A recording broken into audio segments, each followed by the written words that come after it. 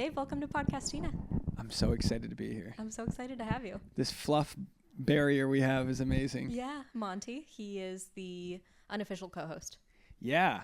And is house shedding?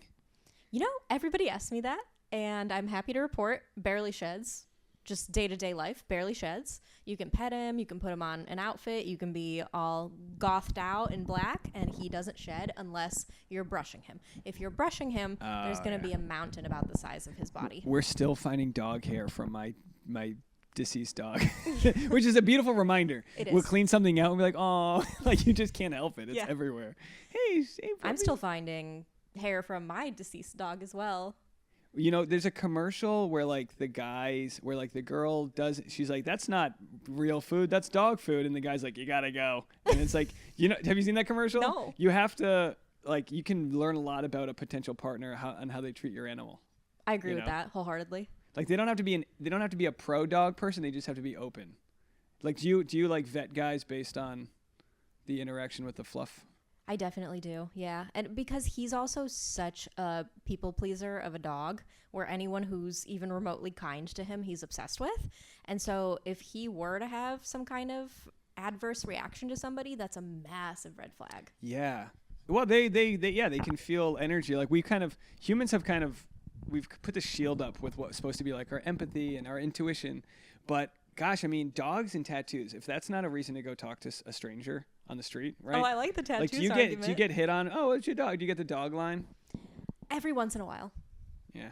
What about the tattoos thing?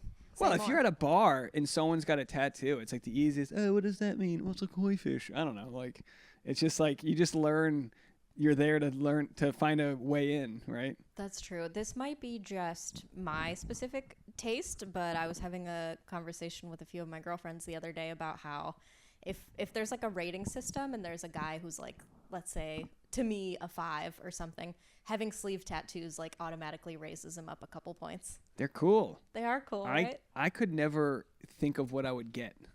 So I'm zero tattooed, but I'm not against it. I'm just like, how could you commit to that? Yeah. Like in the face tattoo, guys, like, what are you doing? The face tattoo is really like, crazy. how far up do you allow it to go? You have to be a rock star for that. Yeah. And the full ink, that's insane. Mm-hmm. No, that's not happening with me. But I respect it, but no, that's not. I'd be like, what's hot is the women like half leg tattoo. Oh, you think so? Yeah. But it's like anything. Tattoos are hot when your body looks good. Like if I got some like arm tattoo and let it go, it would not. I'd just be like a dad with a tattoo, you know. So they're like receipts of your past. Yeah. Which, depending on, and it's like, where do you take that? I'm at the age now where I'm like, I think we start testing for testosterone. Oh, really? Yeah, like I haven't, but I think I'm turning 40 this year, and I'm like, I think you have to start seeing where you're at, because that's the thing. Is like, give yourself a little bit of that. You don't want more. You just want to maintain where you're at. I feel like. Would you do what's it called, HRT or HTR, hormone replacement therapy? I'm afraid of it. They say your ears and your nose keep growing, and I don't have the smallest ears and nose, and I'm like, what happens if I take? Because you can tell if a guy takes like growth hormone, like you can see it in their jaw. Like you become like Cro-Magnon in certain ways. So it's like, in the other aspect is like, what if you start taking testosterone and you go bald? Like, what if it makes your hair go away? I don't know what it's gonna do. So it's like, if it's not broken, don't fix it. But maybe, if your levels if you dip, like they say at like 35 to 40, you gradually start to go. So it's like, why not take a little something that keeps you feeling young? I'm not talking about like becoming Jeff Bezos or anything. Right. If you need it, that's a good argument though, that if it's not broke, don't fix it. Yeah. But if I would rather be, let's not mess with the hair. You have great hair. Well, that's all I got going for me. I've masked a personality behind a hair. So this is what I'm holding on with dear life. But yeah, you lose it. Like I have some cousins, some family members that you lose it. And men, it's like, hair is such a quick sign of like, I don't know if it's fertility or what, but it's like it's important. Like people look at that as just an easy indicator of, I don't know. Which is so funny because it's not up to you at all. It's fully genetics. I think it's a lot of genetics, but also I do think people can like stress themselves out. There's got to be something with the cortisol levels and like, because they always say like you could go like your hair could go like white as a ghost if like some trauma happens, and I get it. And like take like my wife doesn't have any grays, and I'm like, oh, after the baby comes, you're gonna be popping grays, because like it comes. Like I got grays, but they're there, and it's like, they just come in weird spots. They're on like one side of my chin and not the other, and it's like, do you commit to just not being the gray guy, or do you just go all out? But not everyone has like the full head where it looks fine, so it's like you hold on where you can. I'm holding on where I can because I have such dark hair and my hair is going gray, and it has been since like my mid-20s, which I don't know what that's about. So are you a full color? Roots, so I take care of the roots, and then they're just the same color as my hair, so I just keep the facade going for now. The facade. Yeah, we're finding out. I think it is stress. I've known you for so long now, which is crazy because time flies, doesn't it? It does, yeah, because I just had my 10-year anniversary in stand-up, so you must have met me right at the beginning a decade ago. I met you right at the beginning. And I remember the weird shows that we used to do together. Like what? Like jog my memory, because I've done so many. Remember Ernie Stone? Yes. Wait, like at his house, his house show. Yeah. We did like his living room. We did. I crushed. I was in there. I was probably holding a vase. You like look for props. You're like looking at mantles. Oh, the things we do. I still, every once in a while, I did one of those really weird shows that kind of put me in my place just last night, where I was like, wow, I'm still doing these. Where'd you go last night? I went to like an Orthodox Jewish restaurant and did like a Purim stand-up show. Wow. Yeah. And it was a tough one? It was a tough one. The sound system was horrible. It actually sounded better without a microphone, and everybody was having a tough go of it. And it was the most religious, Orthodox, conservative audience you could possibly imagine. Well, I did a smokehouse last night. Congratulations. Not the weed, the barbecue. I literally got off my plane and rented a car at a very, very budget place that took me like multiple van rides to get there. And then I drove south to Huntington Beach, did the set, and I was actually happy to do a dive. You know, I was like, this made me feel like I didn't just fly in and go to a hotel. Like I mean, I was even considering going to an open mic later just to go up and go get a taco after, because I'm like, I haven't been in town. I moved 15 months ago, and then by the way, when I moved away from New York, every time I go back, it feels like a shadow of what it was. Like, I don't belong here. I'm visiting. I felt like I fit right in when I got back here. Got on the highway, zipping around. I didn't get that feeling. That's like, good to know, because I've toyed with the idea of leaving for a little while. And I'm thinking, so we moved to Tennessee, and we didn't do it for, like, there was a migration out of California. I don't think most of it was political. I mean, who knows? But for us, we could just afford a home there. And, you know, with the interest rates going up, we went from, you know, thinking we could afford $1 million home to down to like what, you know, a lot less. And then what we could get in Nashville was like way bigger, and it was within a few hours drive from my wife's family, and even closer to my family in New England. Like really, I mean, like 90% across the country. I didn't realize how East Coast it is. And that's just where we landed. But I'm like, we flirt with coming back. I just don't know if it would be full time. Like, it would almost be easy to keep our home there and come back for like a month at a time or whatever. Because like everything, like the whole industry is here. So, and the creative energy is like everywhere. Everyone's trying to make it. And you can look at that in like a desperate way, because there are people that are like, do anything to make it. But then there's also the inspirational way. There's the Chaperones, right? Like she was doing, you know her story, right? I do. I think everyone's seen that video of her singing at like Pan Pacific Park. I did a mic there during the pandemic. Yeah, me too. Yeah, or a show, whatever it was, whatever. Like they pull the homeless guys in for a few like bodies, and that's that story. Yeah, obviously Chaperone's like unique and special, but those stories exist where you just work your thing out until you're ready, and then you're brought to a bigger level, and you're sort of welcomed and ushered in by the masses, and everyone goes, where the hell was she? Well, she was grinding her ass off to That's always the appreciate overnight this. success, where you're like, yeah, overnight, over 10 years. And that's why she has no problem, you know, for those that don't know, I mean, she made it, and she's exposing parts of the industry and saying, I don't need to do this. And people are like, oh, you should be you're so entitled. And it's like, no, she knows her value, and she knows these people passed on her, and she knows her real connection with her audience is all that matters. Like, all of that can go away, and she'll, for the rest of her life, be able to play theaters. You know, she's got what she needs. and she's aware of that, and that's like such a dangerous place for the gatekeepers because they like to make like you see the Korean K-pop bands. It's also like they're looking for 14-year-olds that they can overly sexualize and run through this system, and then when they're done at 22, they get the next one, and it's like, like the making of those K-pop bands is like really bizarre. Versus the Lady Gagas who just belting it out at the bitter end in New York until her brand takes off, and I just love to see that. And obviously those are like the survivor bias of who makes it is what you hear about because there's plenty of people that don't, but it's like the people that don't, and a lot of times it's they gave up. They gave up probably right before too. Like you who never knows? Know. That's know. the thing about giving up. You can't do it because you don't. Somebody sent me a meme, which ended up being inspirational, and it's just like a guy digging in a cave. Because I've always expressed, I'm like trying to become a professional comedian is like digging a tunnel with a spoon. That is the analogy that to me feels the most accurate. A plastic spoon. A plastic a spork. Spoon, honestly. And the meme is just an image of a guy digging a tunnel. And there's like this much dirt left between him and making it. You get those boomer like, memes up. that, like the mom send. Exactly.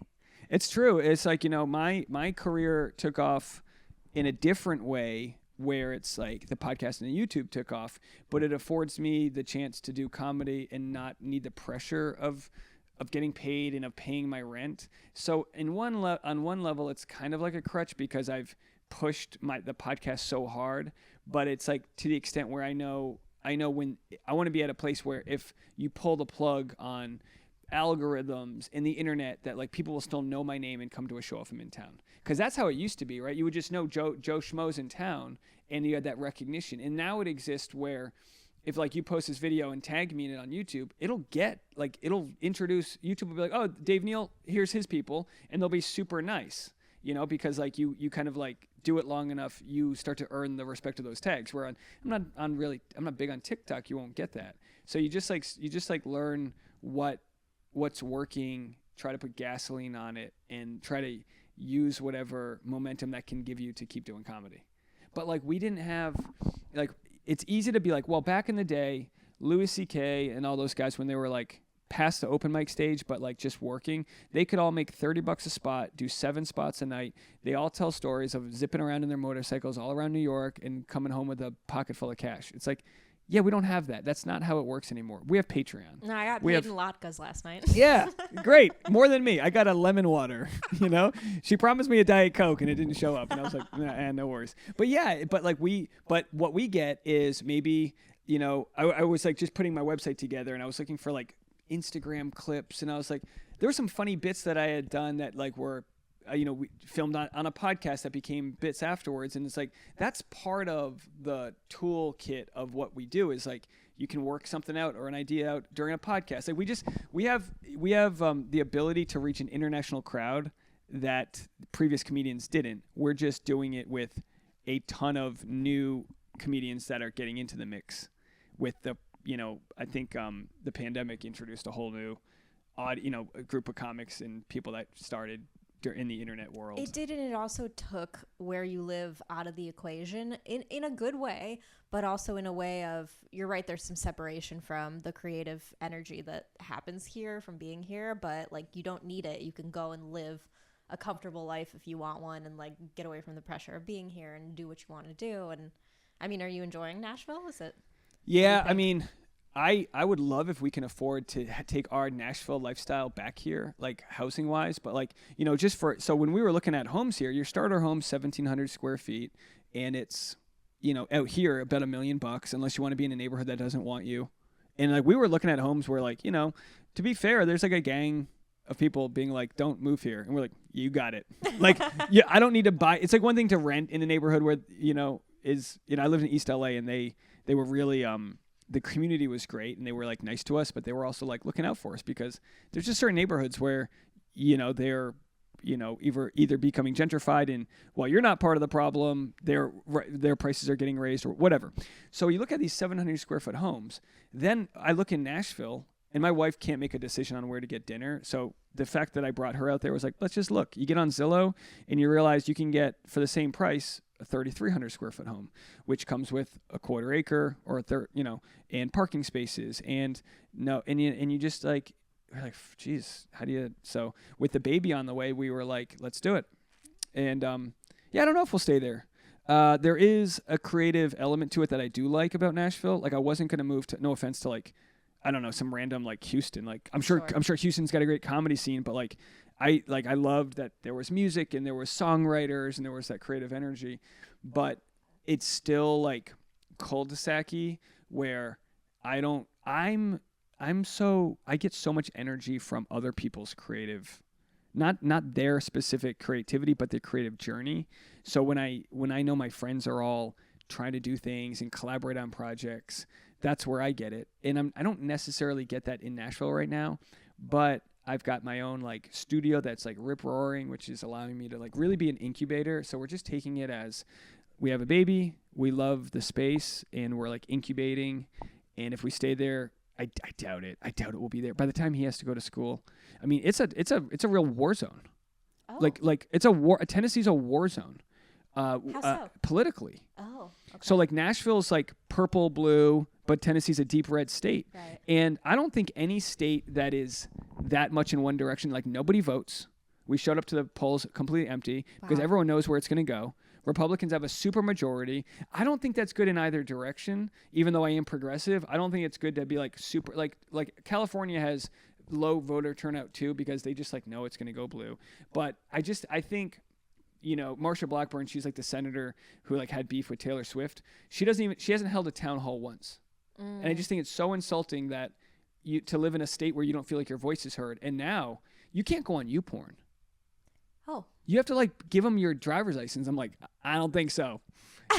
That's like insane. That is insane. And then what's next? You cannot go on YouPorn. And again, I'm not drawing a line in the sand on that being the issue, but like the church is burning Harry Potter books. What's going to be taught in schools? These like weird voucher programs about like who gets the school funding or not. And I think some rural communities, you don't have to worry about if this is taking away from the inner city or whatever, versus in a city, you're connected here at every traffic stop to the issues. And California has issues like any place does. But I think I was in In-N-Out last night, all by myself, just looking at the vibrancy. There was 50 different cultures in In-N-Out. God bless Tennessee, but it's not there. Yeah. And again, they might say I'm just some Californian who moved in. I'm from the East Coast. I'm from a very white New England town that was very boring to me. And I love the town, but it was just very much like the second I got to New York, I was like, whoa, lived in Harlem and lived in East LA, lived in Silver Lake. Like you get to these neighborhoods where you just really appreciate the vibrant cultures. And I think when you're in communities where everyone's on their own farm and on their own cul-de-sac, you stop looking out for the greater group. I mean, so it was good. It's been good to get in there housing wise, but for the first time we have to think like our brains are made up on what we see the world as, but what about our son? And I don't know where we'll be because California, on the other hand, I don't know if I'd want to raise a kid in LA because of, the douchebaggery that can come from being like an LA kid. Yeah. So I don't know where the mix is, but New Jersey is supposed to be a really great state, like highly rated for overall social support, community support. And I'm like, oh, all right, maybe. I've never heard that before. Maybe Jersey is slept on. Top 50. It's up there. Like it's always the top 3. And you pay for it in your taxes. Yeah. But I'm happy to pay taxes if they're going towards, keeping the whole area not feeling like it's on the fritz. The problem with LA is you pay a lot in taxes and then everyone's like, it's still falling apart. Yeah. And it should be addressed because of all that like administrative class that's like, where does the money go? And, it's hard to fix the problem with people's First Amendment rights and things, but it's like heartbreaking. Of course. But that's where what you were saying just a few minutes ago of it's bad when something is too extreme one way and too extreme the other way, where I think like LA maybe, and maybe other parts of California would be better if there was a little more. I'm not saying it should be Republican, like I'm pretty liberal, but if there was kind of a better mix and a little bit more back and forth, and there was a little more just coming together and working on stuff and being in like a moderate area where things are actually hopefully changing. Because I think when it goes too extreme in one direction, whether that's like burning books or being too afraid to offend people on anything at all, and then like not touching homelessness and paying bureaucrats $250,000 salary every year, and like nothing is getting better on the streets. And the incentive is to not fix the problem. Correct. Well, looks like you're running for office. So, and you couldn't pay me to run for office. No, me neither. Because like I mean, it's tough, but I would love for my podcast to be at that position where I can primary people and go, you don't want a town hall? We're going to put someone in who does. Because you're right. Like, you want to be able to fix the problems, but it doesn't mean you have to like treat people as less than. Like, so many of the homeless people, I mean, I've literally parallel parked my car in my old neighborhood in Silver Lake and saw a guy using an old iPhone cord to wrap around his arm to find a vein. And these people didn't do this because they wanted to. So many people were on painkillers, which were prescribed by doctors, or the mental health crisis, like these. I truly don't. I think it should be decriminalized because they don't need to go back to jail. Like, they need to detox and have some sort of, and the amount of money that like every tax dollar goes to each homeless person, like they could all be given a house and supervision. And I've always said we have such a healthcare crisis, and I got a brother-in-law who's a doctor, and it's like these doctors, they know the insurance is so messed up. And obviously, like, the huge backlash, like, people were shocked when Luigi happened because audiences were like all on the same side. Like, yeah, it is messed up. I can't believe anyone was shocked when it happened. I wasn't shocked at all. Right, and I'm saying this, and it doesn't mean you're pulling the trigger, but the violence will not end. Like, people that are on the fritz, people who's like, you see it play out like with school shootings, right? Where like if there's like someone's dad will take matters into his own hands. You absolutely understand when that happens, and all you hope is that people turn a blind eye and say, "I'm sorry," but heads will roll. And we've seen this play out. I was actually started to talk about this on stage, and it's just like ranty bullshit. Sure. But I've been talking about it in Tennessee, and for the most part, people agree. Is that like we used to shame the French, right? We go into war, and we were like that drunk person that wanted to fight. And France is that friend who's like, nah, I don't think so. We're good. And we're like, no, come on. There's weapons of mass destruction. Let's go get them. And France is like, we're good. And we're like, fine, fuck you. Freedom fries. And we treat them that way, right? One of our greatest allies. And it's kind of like history repeating itself, right? We treat them that way. And then we realize the whole war was for what? For what? What was it for? It was for oil. There was nothing there. It's always for money in one way or another. And we were kind of lied into it. And people have said like, oh, Cheney, Bush, they should have been war criminals. But it's like you move on quickly and who knows, right? And now we're in this position where the French, their retirement age was set to go from like 62 to 64. They take to the streets. They riot. They flip cars. And we're taught over here, oh, don't do anything violent. And it's like, I get it, but what causes change? The people coming together, and how quickly the media kept this thing under wraps.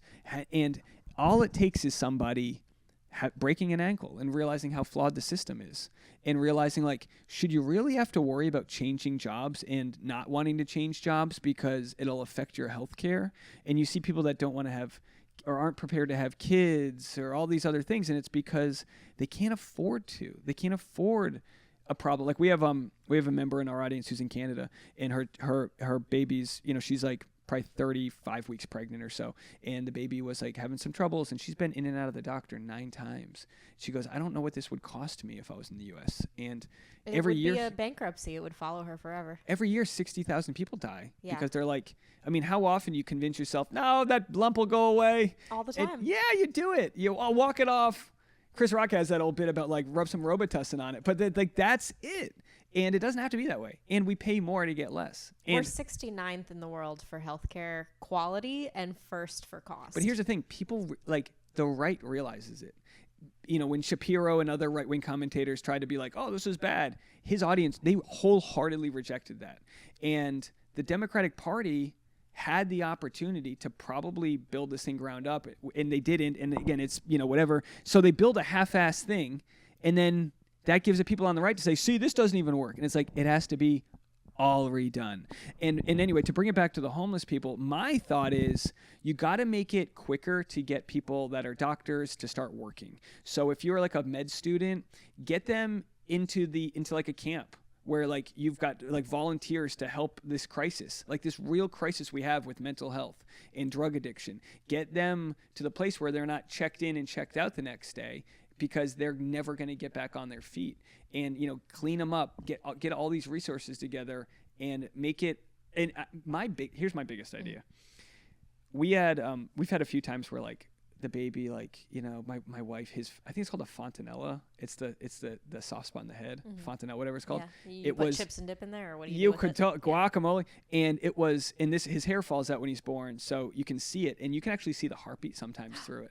Yeah, it's just what is that like? It's crazy. Intimidating. I mean, everything about my son is just like the amount of unconditional love, and everything I want for the world is for that generation to thrive, right? Yeah. But she was nervous, and we called the hospital, and you know, they're running through the checklist, and they're like, yeah, but he's still drooling, so he's not dehydrated, and yeah, and then after like 15 questions, they're like, is this your first baby? My wife's like, yeah, and she's crying, and they're like, you're gonna be okay. And it wasn't a go to the doctor type of thing. How come every household doesn't have some sort of mirror looking thing, webcam, even a little thing on the bottom that prints your receipt or texts you your prescription, that is a talk to a doctor? 80% of things you can tell from just looking at somebody what the issue is.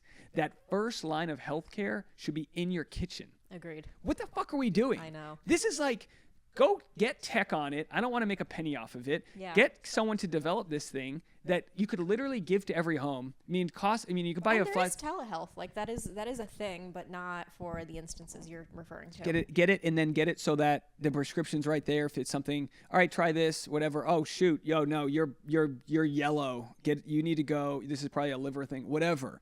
That first line of defense that even could measure your heart rate. We have all these biometric readers on our phones and stuff. And again, I didn't think we were going to talk about this, but it's like what the solutions are there. Like we just have to get the politicians to stop voting against our own I was saying this, like if senators and Congress people can get free healthcare, which is essentially what they get from us for life, I believe. If they can get that, and we need GoFundMes when we're sick, they should need GoFundMes when they get sick. Like, 1,000%. how would they feel? How would Marjorie Taylor Greene feel if she rolled an ankle in CrossFit? I don't think she has feelings, but maybe somebody else.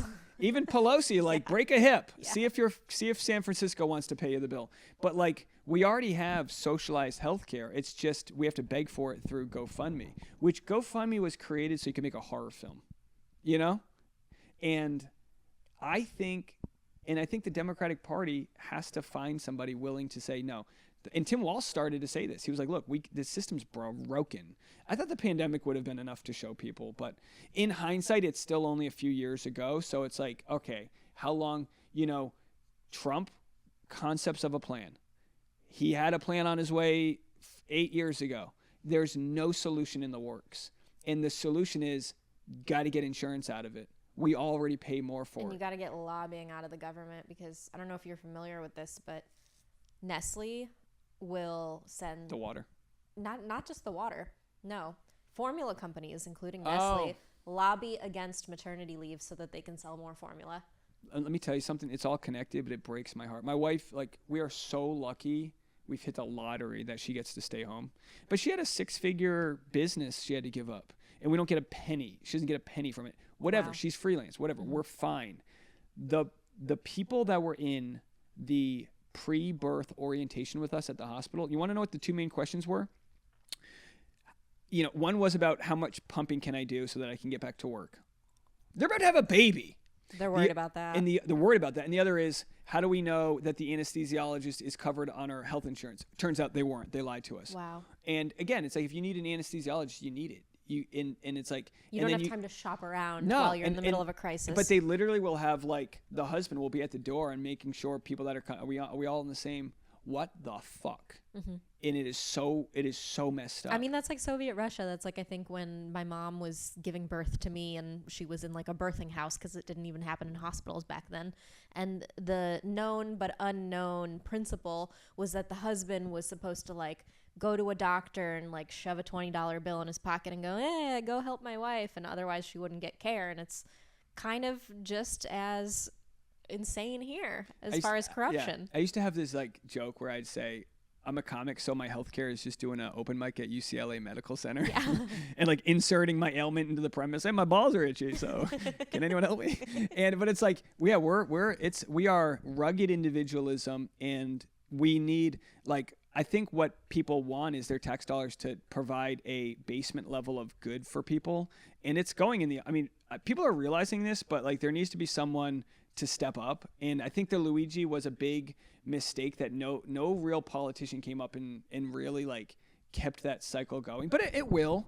But yeah, so these questions are asked, and it's heartbreaking to think. My first and only corporate job was working in advertising, and my boss just got back from maternity leave, and she probably took 12 weeks off, whatever, which is probably good, paid like the best you could get, but terrible in for the modern world. Yeah. Nothing. And I just remember seeing her, like, I'd walk into her office because I need something, and she'd be like wiping back tears. She quit a week later, and she was like, I couldn't do it. She thought she could, but like where's my phone? My kid, he's on the home screen, and he's 10 months old, and I think you need a year minimum. Agreed. And I think you need to find out, in most scenarios, some sort of universal income that allows you to either do hybrid work from home. Because if you don't have, if you go straight back to work and your baby has attachment issues, like, what does that do for the next generation? I was raised by a single mom, and like my mom had to do what she had to do. But she still had some government help and stuff like that. And they actually said, like, they're getting rid of some of these, SNAP programs, the food stamps. They said, like, the return on investment for like every dollar you put into food stamps, you get a $22 return. And by that, I mean, my mom received help to get back on her feet so she could get her degree as a single mom. She now owns a business. She was able to raise me. I was able to get into college. I run my business. We both pay a lot in taxes. Like, the return is there if you get people back onto their feet. And we just need to raise hell to educate enough people to make that happen. And how easy is it, to use the thing where they say we're all fighting left versus right, but it's up versus down. Like, it's class warfare, really. Yeah, I see all these poor people, farmers, they're subsidized. They're getting, agriculture gets more social welfare than anybody, but I still believe in it, because you take that away and it's like, all right, well, now we canceled some of these Doge programs, but now these farmers don't have anything to make to sell to this. And it's like, it's not all about cutting out the bottom dollar. Like, they're getting rid of some of the postal service, and it's like, you're not supposed to make money. Like, you're supposed to be able to get your mail if you live in a far off place, because it keeps us all working together and voting. And like, it's not all about capitalism. And when you operate as a business, you're able to just break things and not worry if everything gets fixed. And it's like, this becomes Lord of the Flies when you do that. And I think people are understanding.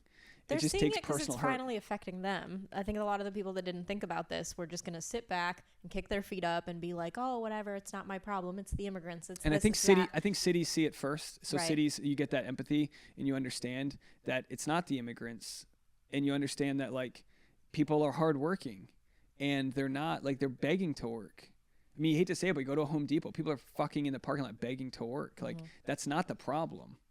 It's paying your fair share. It's like, it's so obvious to me what the problem is. I try to stay off the internet comments. Like, I actually just did stand up, talk about, like, bragging, at a Democratic Party chili fundraiser in Wilson County, Tennessee, and it sold out.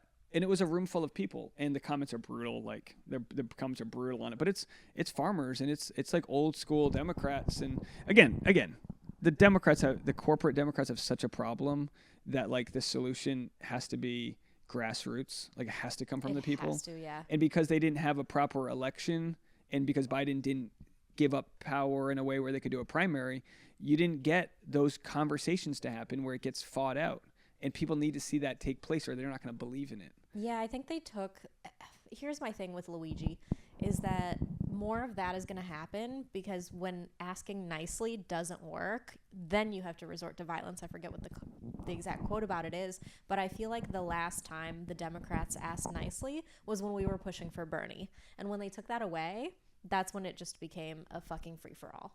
He was a huge, I mean, I was actually the other day thinking, almost like emotionally, I was like, I got to go see him speak. Yeah. You know, he's an old man. I was like, I got to go see him speak. And the fact that he and AOC are going to do town halls in red districts. Those are the only two people that I actually believe care about their constituents in the entire government. Yeah, well, I mean, there's like, by all means, like Tim Walz, what was like shot out of a cannon, was gaining so much momentum, and then they throttled him back. They didn't want him doing, and they said this, but they didn't want him doing interviews until Kamala was ready to do interviews. And like, I get it. She was thrown into a weird position too, but she also like, you know, look, some people, they're believed and some aren't. Like she isn't necessarily believed to be walking the walk. What can you do? You know, but if you take a Tim Walz, it's like really, what are they tampon tinning him? Like, that's not like, you can do that to the culture war people, but like, you talk to that 1 or 2%, those veterans that are upset. My dad was a Vietnam vet, and he's passed away, but he had PTSD and had Agent Orange, which was from the Vietnam War, on his death certificate, and he probably would have been a huge MAGA guy. He lived in Missouri in a deep red area, probably be a huge MAGA guy, but in the end, he actually moved to Alaska for a long time because they had a better hospital. Wow. And he wanted to be near a hospital that was decent. And at the time, they didn't have, if there wasn't a veterans hospital nearby, they had to give you a normal hospital. So they didn't have a veterans hospital, so he got a normal one. And like, you see the lengths people will go for the basic necessities that in today's world, I think one good speech, I really am optimistic that one good speech from the right person, it might be an AOC. Bartending, you're not going to use that against her. She knows the people. But like, she tried to play the safe game, you know, like work within the system. And like, those days are just over. You can't, like, the system suppresses it too much. Yeah. They're all getting rich. Like, we all know it. I don't care what side you're on. Crenshaw, Pelosi, they're all getting filthy rich. All your money go into some mutual fund that reflects the state of the economy and live or die by how the country does. And, you know, Tim Walz is like, and again, I think you can make money. Like Bernie Sanders, he's made a couple $1 million, but he's been a senator for years. He doesn't take any lobbyist money. It's like, what do you want? This guy's been on the right side of history since the civil rights movement, but he's just old now. Mm-hmm. And like the last 2 elections, we're like, oh, he's too old, but man, can we just, and he's still sharp and he's still speaking, and he's doing it in a time where he's not campaigning for a vote. And this is why it's important for them. I don't know. I think, again, when I think of my podcast and the platform, I don't think I can ever vote for anyone who takes like dirty, dark, black, you know, money. I think I have to just stay true by saying, look, I'll never vote for another Democrat that takes money. You do what you want with it, but this ship has sailed. And they go, well, but they do it on the other side. Doesn't matter. If you can't fix the system, you have to like hold on to your own sort of like ideology there. And figure out a way to not take money, and that's how we get someone in office that isn't lured. I mean, you know, Trump's got hundreds of millions from that, you know, that one Israeli, the Edelson family, whatever. Yeah. Money from this, from that, and it's like, what is this doing for the people? Well, when the politicians are all paid for, then that doesn't matter who they are. They're just some figurehead, and it's really the corporation behind them that's making all the decisions. Well, I look at it this way too. Like, if you've ever been to like a store to buy a dress or whatever, and you try something on, and then the person working there is like, that's not it. And then you try something else on, like, yes. Mm-hmm. You trust that person because they're not just like, yeah, get it. They're like giving you some honesty, like, come after the Democrats. The best thing you can do for that party is to really address where they went wrong and leave the like culture. And it's like, have you heard of the horseshoe principle? Mm-hmm. So if you look at a horseshoe, right, it's like that far left and far right, they're both canceling and silencing each other. Fuck them. The majority of people are in this like pro-populist, the right calls it populist, the left calls it progressive space. But like, if they want to try to cancel someone because he calls himself a social democrat, like, you'll still speak to the majority of the people. Find a way to talk to them. And the one thing I think Trump is showing is how quickly you can change the government. Right. So I know it takes longer to fix something than it does to break it, but at least he's showing that there's a fight you can do for change. I think he's on the complete wrong side of it. And I think the stock market and like the real tariffs haven't even come into play yet, but it's just a disaster. It's just a full-blown disaster. But like, maybe this shows the blueprints for the person who actually wants to do it the right way, to say, okay, we're going to be, I mean, but it's like throwing holy water on a possessed person. It would get ugly with all of the powers that be kind of not wanting that to happen. But all you got to do is educate people, I think, to see that the solution is there. Other countries have figured it out. They have to be willing to listen too. I think so much of the issue is that people just want to fit into their own communities and their own small bubbles. And if everyone around you is like deep red state community and that's all you're hearing and that's all your rhetoric and your algorithm is feeding you things that are saying that all those ideas are the best ideas, it's very hard to drag somebody out of that. Yeah. But when you look at it, these swing states, those are the people you flip the people in each little county one at a time, and you do it surgically, but you can't do it with the corporate Democrat way. It is like, I mean, so one of my local Democrat like parties, things that is in my neighborhood, they go on these conservative radio shows to do like short interviews, and they have to pay for it. And I'm like, guys, you need to be on social media. I told this to honestly, the Sold Out Chili Fest. It was a couple hundred people. And I was like, you all have a story. The gray hair, the blue hairs, the gray hair. I had the silent generation, Gen Z, Gen X, Alpha. Who am I missing? Millennials. We were all in the room. And I was like, if you don't know how to use your phone, get your grandkid. Everyone's got a story. Start telling your story. Start building some audience and building some trust, and then get a little political after. Yeah, you're so right. But like, just everyone has the free chance to like sort of connect. And I reject the idea that like everything doesn't have to be so divisive. Like you won't gain anyone, but you're talking like 1-2% of people just realize like get off of the culture war. Go on to like progressive economy stuff. I'm not saying everything figures itself out from there, but like the issue's not DEI. No, it's not. Which obviously like veterans were affected the worst. It's not trans athletes. It's not. Now, by all means, don't live or die by that. I say like, at least commission a way to study what the best solution. I think we should have. I think I'm that like. That solution is like either everyone gets to go in every bathroom or I was at the Whaler in Venice, and it's like I think every bathroom is like a shared like sink area, and then in universal it's like who the fuck cares? Who gives a figure shit? it out. Yeah, just to figure it out. Don't commit crime when you're in the bathroom. Can that just be the rule? Don't be a but fucking it's really creep in not the it's really not an issue. Yeah, like Nancy Grace was like they were like trying to out somebody and they got it wrong, and then this black woman had to prove she was a woman, and it's like you understand like the precedents that are being set. It's not an issue. Now trans sports, that has to be figured out in a way that has empathy and everything, because you can't lie about the fact that there's obvious like figure it out like surgically. Yeah. And I mean that like as a metaphor, like figure it out. Swimming is a contactless sport.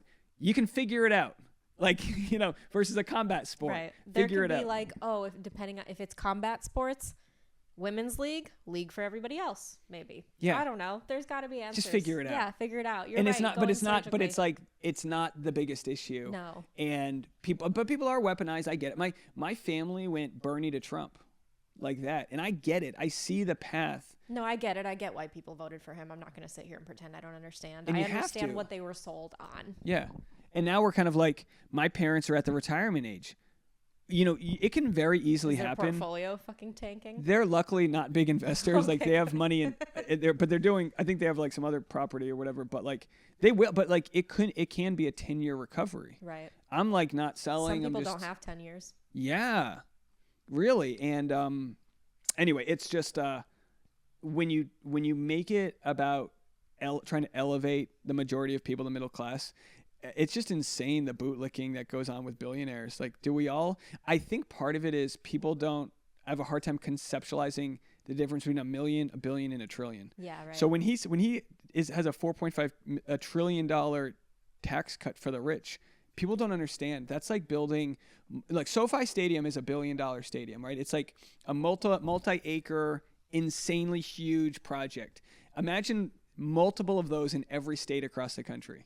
We have bridges to fix. Yeah. So like that's money that just disappeared because it was money that the ultra rich aren't going to pay. Which doesn't change their lifestyle at all. Like not a hair.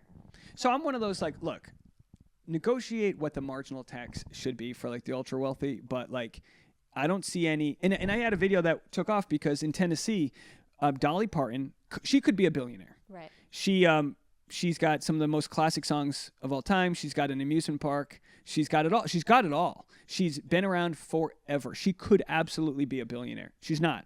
She has a program called Imagination Library. Every month, we get a book, a children's book, mailed to us. Every single kid in Tennessee, as far as I know, gets it. It's a program she started. Every month you get it, and you open it up, and it's a Dolly Parton's Imagination Book Club or whatever it's called.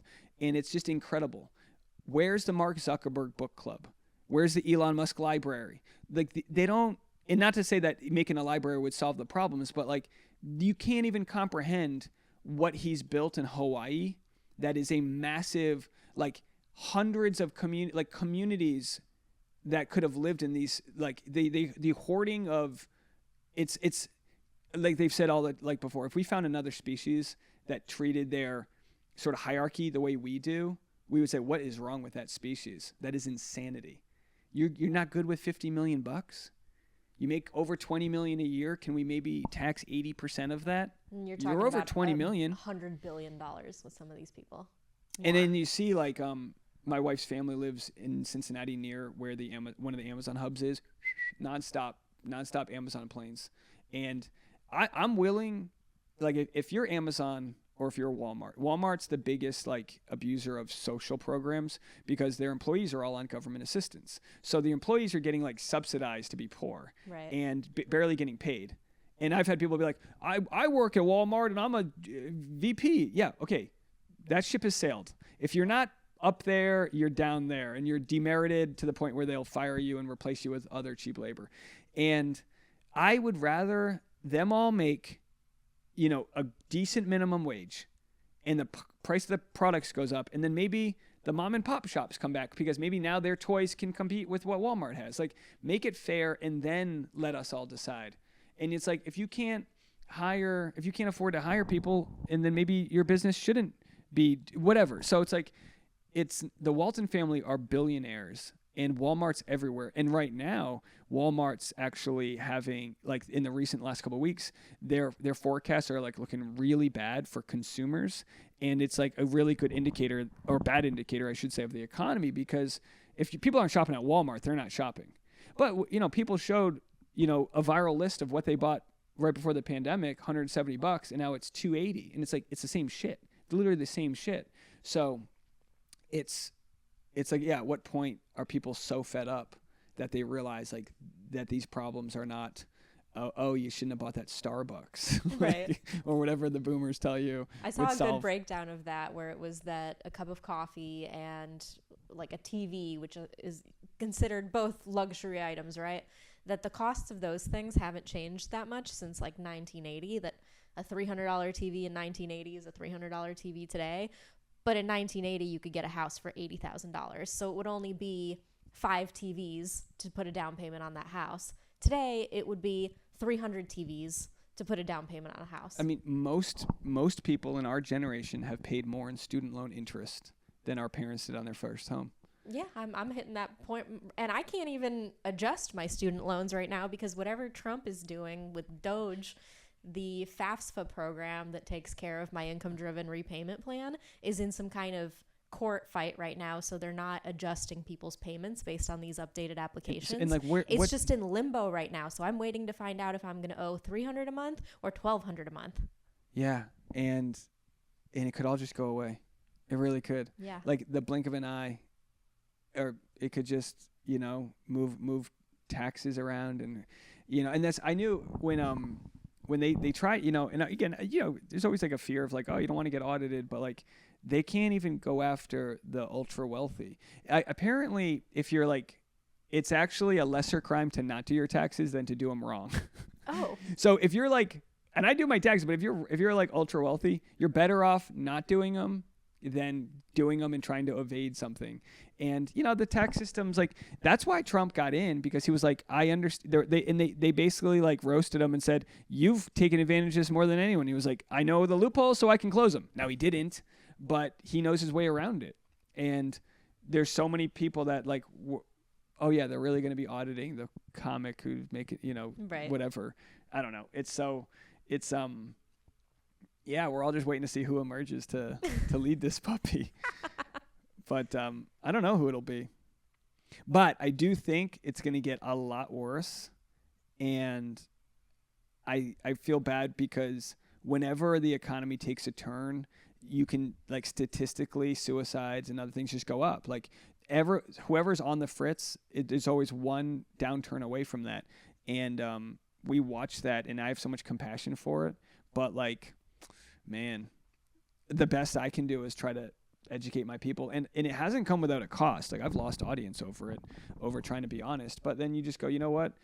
If I couldn't win you over, like, because I started with entertainment news, which is apolitical, but there's always social commentary that goes with, like, The Bachelor and dating shows. And I have had an audience. Actually, good example, my friend Megan Fox, not the Megan, but she's a writer. Mm-hmm. She had my back when I was getting threatened with all these defamation lawsuits over a case that I ultimately won because I was telling the truth. It's a long story.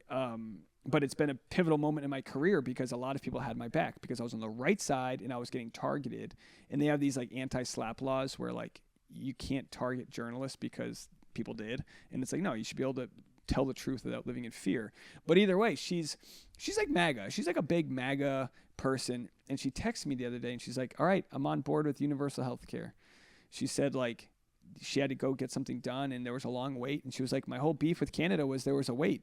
Now we have waits. Like, so it was like people flipped the script. People are coming around. Yeah. They just needed someone to come speak sense and not, do it in a way that speaks to everybody. And that's not, that doesn't mean moving from left to center. We have to change the way we visualize. It's so much more three-dimensional. And solving those problems for the 80% will solve it for the left and the right.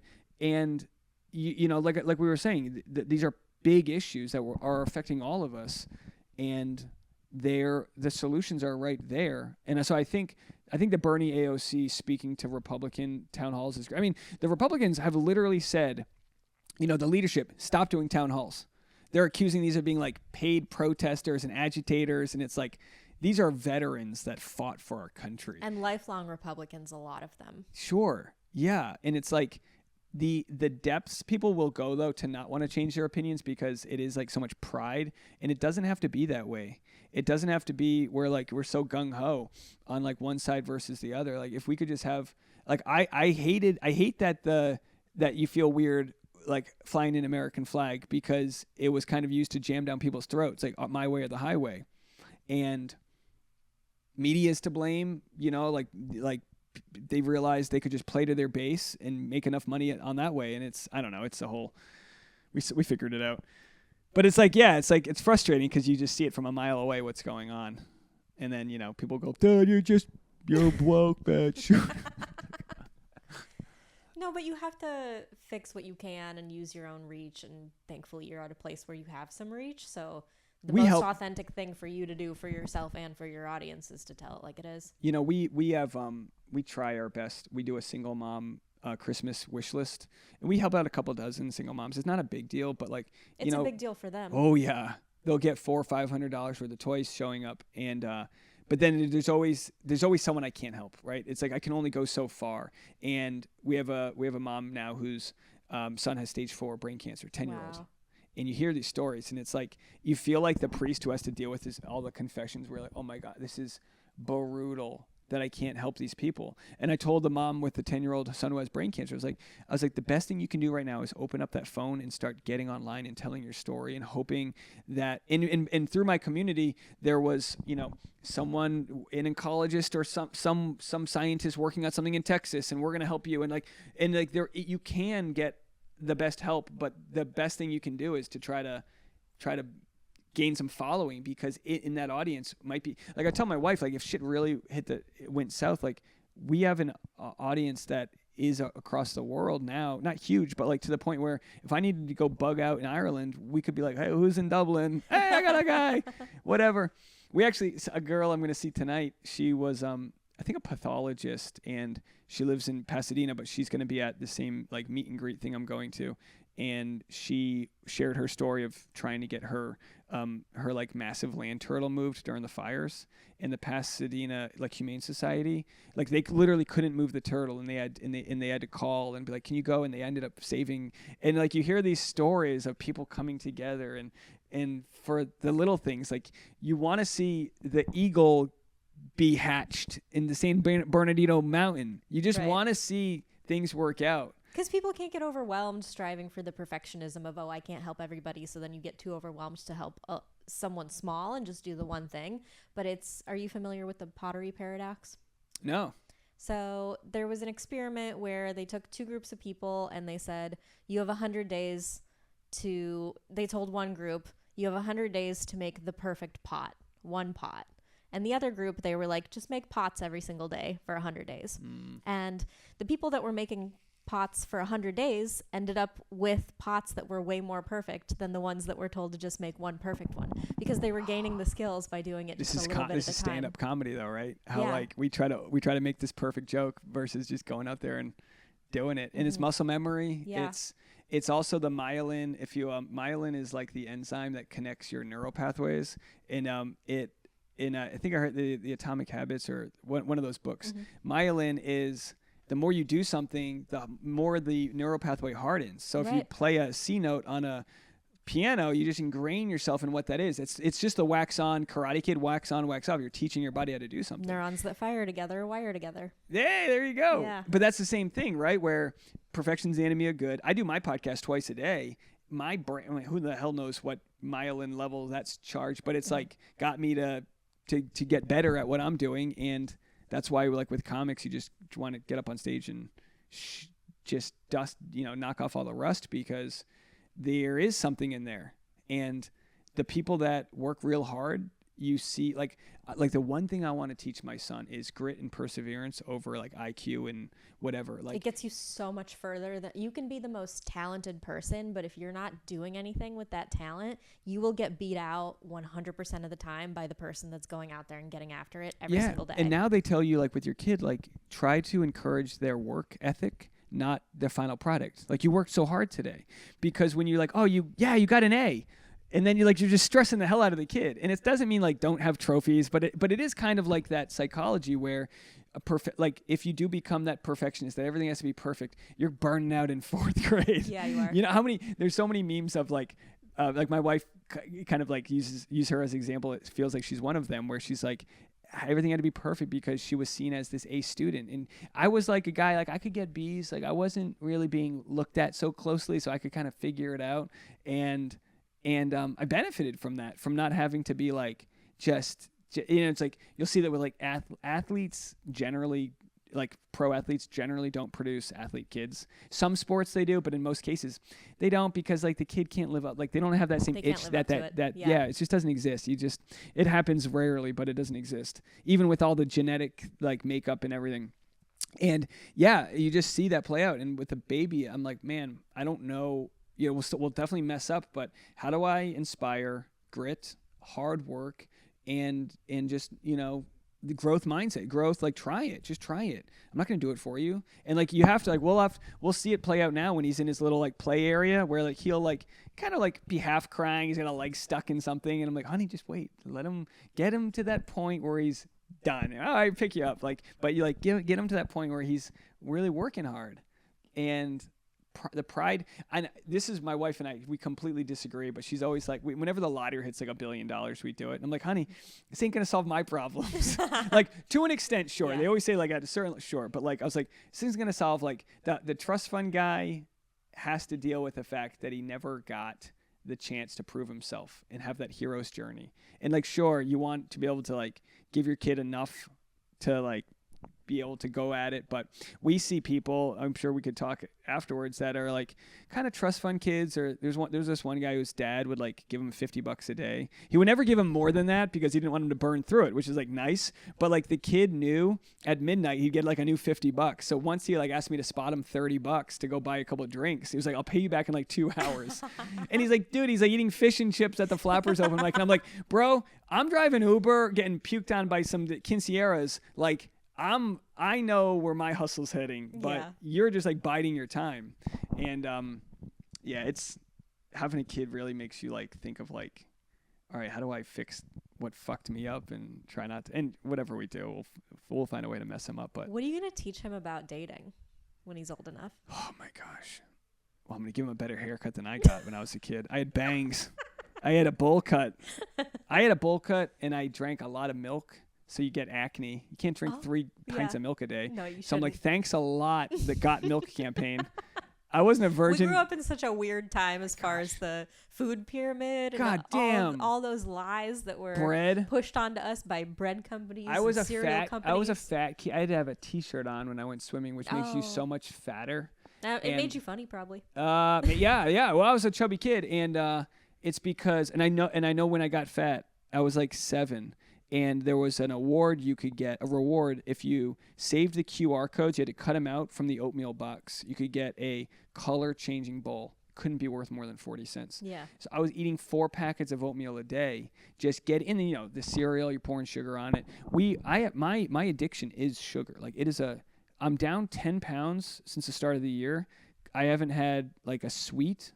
I'm just like laying off it, not just for physical, like whatever, but mentally, like getting rid of that inflammation. It's so And I actually said it was funny because I said this on stage for the first time. I was like, God must have a sick sense of humor, because you lose 10 pounds, your body gets a little bit more fuckable, and then your ring can fall off because you're no longer like. So I was like, dudes, the best thing you can do for your marriage is drink beer and eat pizza, and then just bloat that and finger. Then you can't even You'll take it never off get it, because I was like, honey, my ring comes off now. I could never get my ring off before, but I guess God wants me to be snatched. So, but yeah, it's like, teaching my kid about dating. I want him to be kind. I want him to. I hope it just works it out through. I don't know. It's a good question. I'm nervous. I want him to. I'm afraid. I'm afraid of like him making mistakes, and at what part do we parent by, like, where will technology be? I'm a big no screens guy. He'll catch the TV once in a while, but like he's never held a phone. He tries all the time. He's obsessed. He's 10 months old, but he's obsessed with trying to find our phones. We try to be off the phones near him. Obviously, we can't be perfect, but I made a video with when he was like 5 weeks old, being like, folks, the screens at restaurants are out of control. This video went so viral. I had everybody shaming me, and then the Today Show calls or emails, like their blog version. They're like, we want to run with your story. And I was like, we're in it. We're old millennials. We know phone addiction. We know our own addiction. It's so bad, like nursing your kid with a device. It is way worse. Like, it's changing the way the peripheral vision, it's the attention spans are bad, but it's also the neediness. My sister had to take a sledgehammer to one of her kids' tablets. And I was like, good for you. Yeah. Good for you. And like, you create the monster that relies on it. I see it with my nephew because his parents are also excellent about not having the TV on when he's in the room. They stay off their phones when they're with him, and he'll try to grab still. Like, I'll go to take a photo of him when I'm hanging out with him, and he's just like, give me that. Give me the lights. phone. I mean, yeah. And it's their brains. Even in people go, well, what about, Bluey or, Miss Rachel or one of these shows I know nothing about because we haven't let them watch it. Mm-hmm. And you go, yeah, no, it's quack. They don't need it. They don't need it. They don't need to go to nursery school at 3 months old to socialize. They don't need it. It's not. It's kind of just lies told to us. They can't even fathom the stimulation between all the jump cuts on screen. Is it cracked to them? Yeah, they can't look away. They don't need it. And it's bad. And I think a lot of people, they let their kid put the headphones on and don't realize and get defensive because it's easier to get defensive than admit your own addiction. And it's a big, like, social media, like, it's a big addiction. For so many people. It's the worst one. Yeah. We can't handle it. No, every time you look around when you're in the car here, especially in traffic, and just everyone's on their fucking phone behind the wheel. Yeah.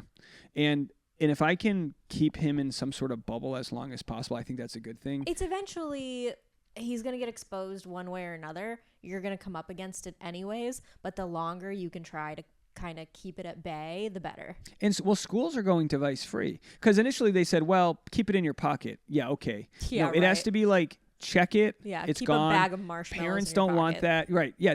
What are you going to do? Like, I understand my sugar addiction. I know what it is, and I have to manage that as an adult. Yes, but like, you're not going to go out and buy a bunch of candy and then have it sit next to blow you and a be guy like, I'm for not a going to eat Reese's. it. Yeah, I mean, like, I know if I open up that bag, it's going. Right. I know it's going, and so it's the same thing with the phones.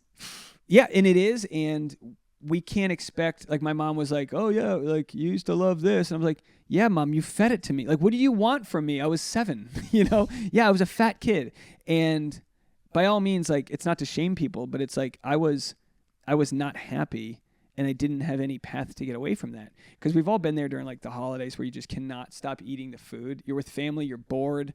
And I mean, if I have a good set, I want a slice of pizza. If I have a bad set, last night I had a lettuce wrap burger with fries.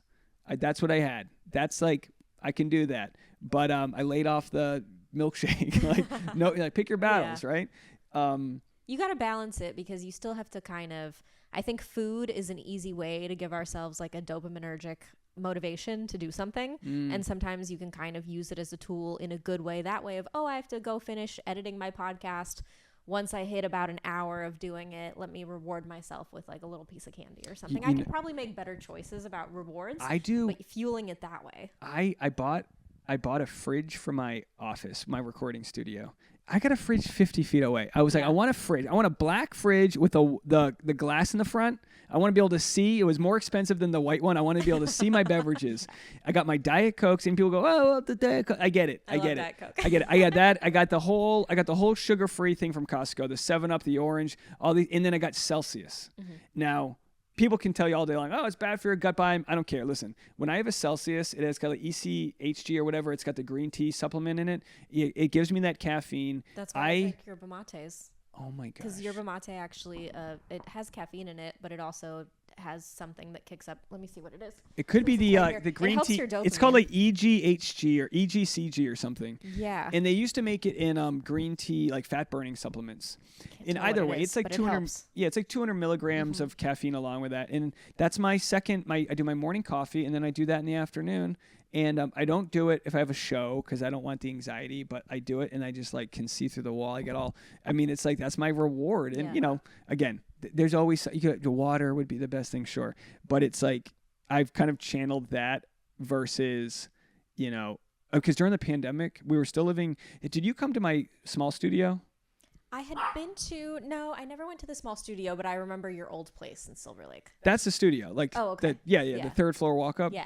Yeah, we were living in there, 500, 600 square feet.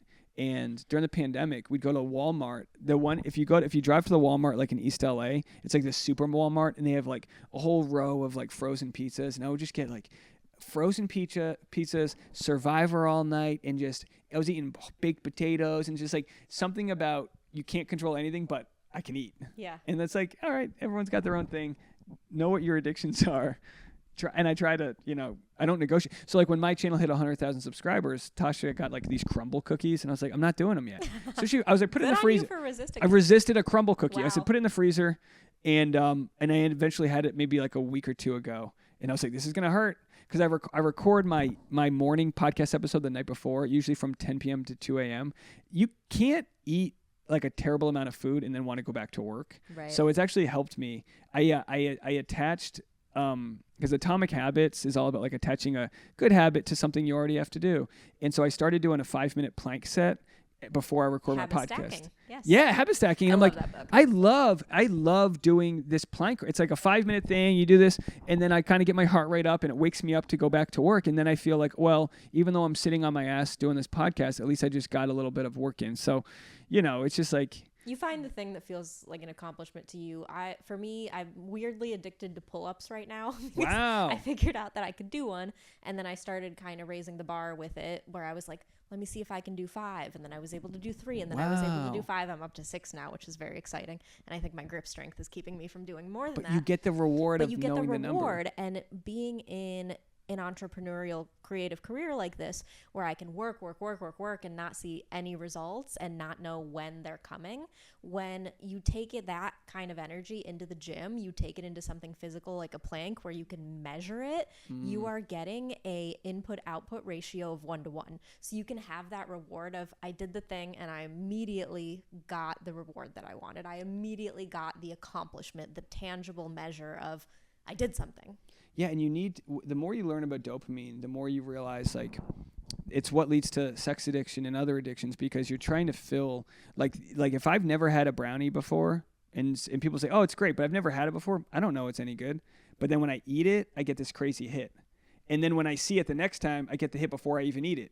But then the more I eat, the less hit I get over time. It's like when you have a bit. Because you become less dopamine sensitive. You know to what? it. You know what joke that works. You don't get one iota of dopamine from it. Right. You do it because the audience laughs, and then you lose that. And that, when the sex addict realizes that every hole you fill isn't going to lead to that dopamine. It's like the drug addict. What you just realize you're chasing that high, then you can try to find a healthier way to do it. I'm actually probably when I leave here, I'm probably going to go to the Santa Monica, the rings, the Santa Monica Muscle Beach, and do the rope pull. There's one rope, and I don't think I can get to the top today, but like I was getting there with like no legs, like when I was like at my peak, and I'm like, that's like get to the top, do it once, and it's a really good workout, and it's just it's like a fun. Yeah, like you said, like a fun way to give yourself the reward of, all right, I did that. And because as humans, I feel like we no longer have that whole like, I brought home a fish today, right. And especially like you said, as comedians, we don't know like what's the validation, what pops off, maybe a paycheck or like we don't have. And when something does pop off, it's such like the way that you think it's gonna feel versus how it ends up feeling. Like I'll have something viral happen, and then I'm like, oh, I feel nothing. Yeah. And then sometimes when something gives me a ton of pride, my wife or like family won't understand. Like we had our channel was featured in Time Magazine. It means nothing. It was like Time Magazine needed me more than I needed them because they were trying to like you see it with like they'll do these listicles. Mm-hmm. Here are the top 100 comedy clubs. They just want the comedy clubs. It's like Wheaties. They just want you to buy the plaque. Yeah. At some point they're just selling you the plaque. Yeah. And that's like literally LA Times and like big companies are doing this, and that's how they're making their money.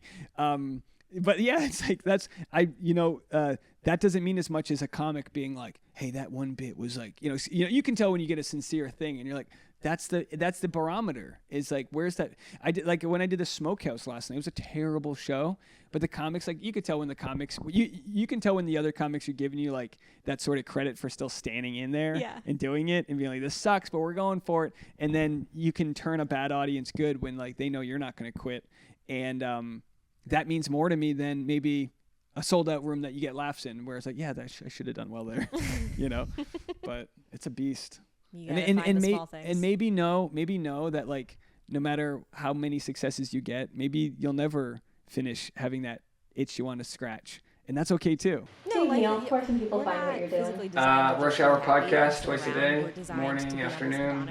D-Neal's on Instagram. I'm going to move the goalpost. Thanks so much for doing the show. Oh, thanks for having me. Thanks everybody for listening. Bye.